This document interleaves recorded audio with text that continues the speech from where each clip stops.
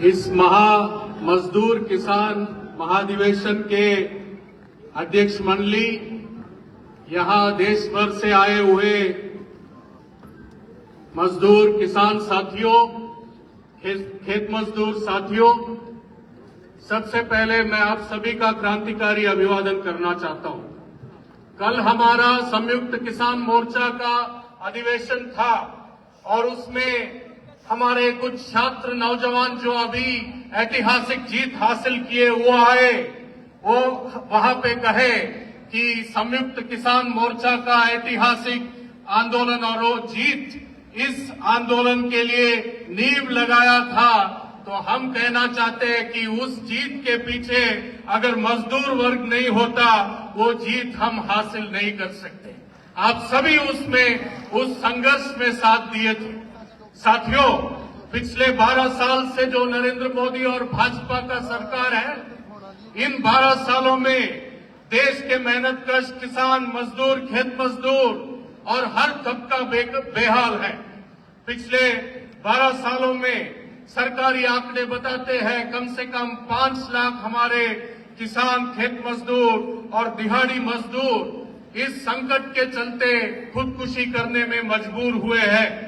इसमें दिहाड़ी मजदूर का संख्या सबसे ज्यादा है। वो दिहाड़ी मजदूर किसान परिवार से, खेत मजदूर के परिवार से, बटाईदार के परिवार से पलायन करके शहरों में रोजगार के तलाश में आते हैं।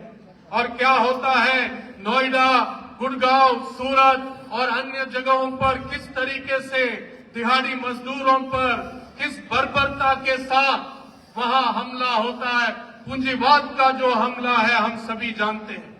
पर हाल ही में हम देखे हैं कैसे ये जो मजदूर, दिहाड़ी मजदूर इन जगहों पर वो कहे, स्पष्ट रूप से कहे कि गुलामी हम नहीं सहेंगे, हम गुलामी नहीं सहेंगे, हक के लिए लड़ेंगे। और वो हक के लिए लड़े, निडरता के साथ लड़े, उन साथियों को मैं सलाम करना चाहता हूं। साथियों, किसानों का भविष्य पर अंधकार छा रहा है। जिस तरीके से नीतियां लागू कर रहे, अमेरिका के साथ डोनाल्ड ट्रंप के सामने नरेंद्र मोदी सरेंडर करते हुए व्यापार समझौता हस्ताक्षर कर रहे हैं। ये हमारा किसान का भविष्य को खत्म करने वाला है। साथियों, वहां बड़े बड़े किसान हैं, कुछ लोगों के पास 3 लाख एकड़, 2 लाख एकड़ और कम से कम औसतन एक किसान के पास 470 एकड़ होता है। हमारे यहाँ 86% किसान जो है 5 एकड़ से कम वाले किसान हैं। वहां एक किसान को औसतन 22 लाख सब्सिडी मिलता है। हमारे किसान को डायरेक्ट और इनडायरेक्ट सब्सिडी मिला के मात्र 34,000 रुपया सब्सिडी मिलता है। उनके साथ हमारा तुलना होने वाला है। वहां से कपास, वहां से अलग अलग फसल, दलहन, तिलहन और फल जैसे सेब के किसान यहां बहुत बड़े संख्या में आए हैं। ये सभी संकट में आने वाले हैं।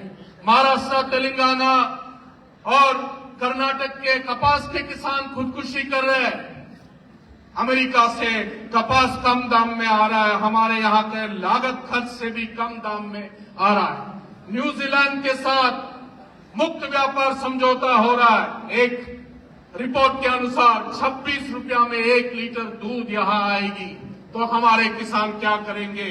किसान खेती छोड़ने में मजबूर हो रहे हैं, खेत मजदूर हो रहे हैं, दिहाड़ी मजदूर हो रहे हैं, पलायन करने में मजबूर हो रहे हैं। और इस दौर में इस केंद्र सरकार नरेगा को खत्म किया है, जो हमारा 100 दिन का रोजगार का हक को गारंटी करती थी, उस नरेगा को खत्म कर चुका है।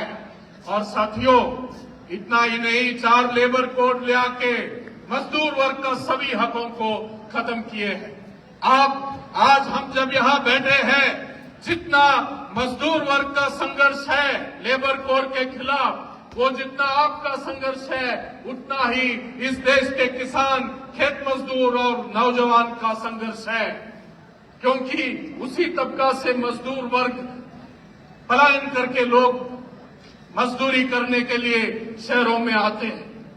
साथियों, जिस तरीके से जमीन का अधिग्रहण हो रहा है, जल जंगल जमीन का लूट हो रहा है, लाखों एकड़, देश में 1000 से ज्यादा जगहों पर उसके खिलाफ या तो स्वतः स्फूर्त से या एकजुट संघर्ष उसके खिलाफ हो रहा है। एक उदाहरण मैं देना चाहता हूं।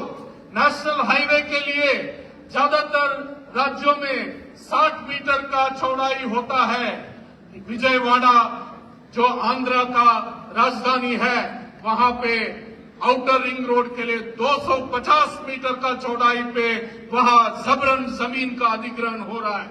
बड़े कॉर्पोरेट पूंजीपतियों के लिए ये सरकार भूमि सुधार कानून को खत्म कर रहा है, उसके खिलाफ संघर्ष कर रहे हैं।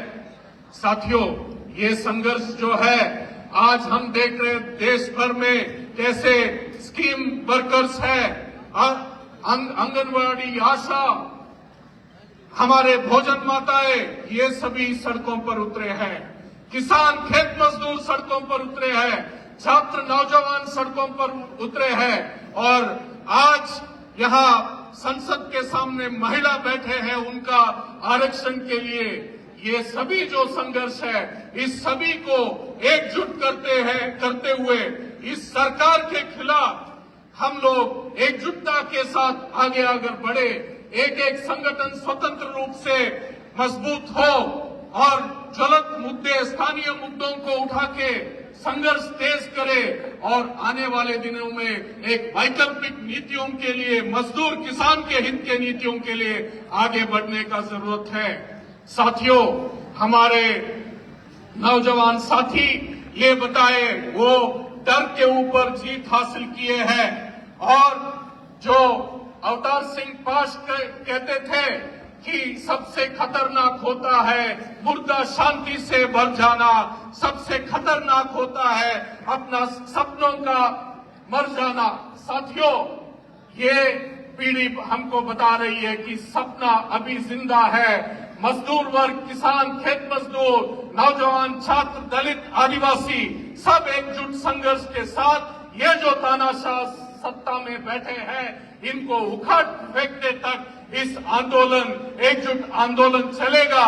इतना कहते हुए हमारे तमिलनाडु के साथी काफी आए, पूरा यहाँ पे वक्तव्य हिंदी में हो रहा, उनके लिए सिर्फ महाकवि भारतीयर का एक कुछ पंक्ति बोलते हुए मैं अपना बात खत्म करूंगा।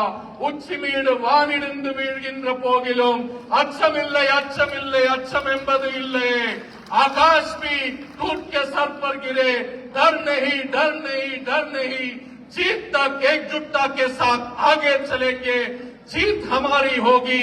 इतना कहते हुए मैं अपना बात खत्म करना चाहता हूं। इंकलाब जिंदाबाद।